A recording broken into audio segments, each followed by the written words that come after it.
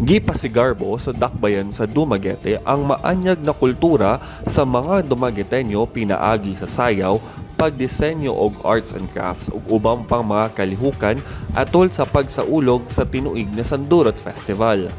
Gilantaw sa katawhan ang mabulukong interpretasyon sa kasaysayan sa syudad sa gipahigayong cultural show sama sa paghimamat og pasundalan o Festival Street Dance and Showdown adto sa mga kadalanan dinhi og sa Pantawan Park sa Rizal Boulevard.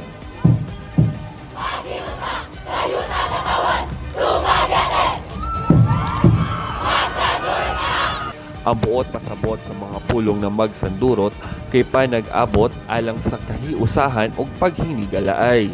Gitambungan sab sa katawhan ng uban pang mga kalihukan sama sa Duma Kaunta Food Fair, Local Creatives Bazaar, Senina Sandurot Disenyo Fashion Show, Hari at Reyna ng Sandurot ug mga art and costume exhibits ug music festival.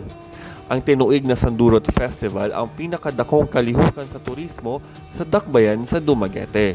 Itong designate ng September as Sandurot Month, we want the Sandurot to develop into a standalone festival for the city. Every year, nagka-level up ta. Gikan sa Dumaguete City, kini si Roy Lomotan sa PIA alang sa MBCV.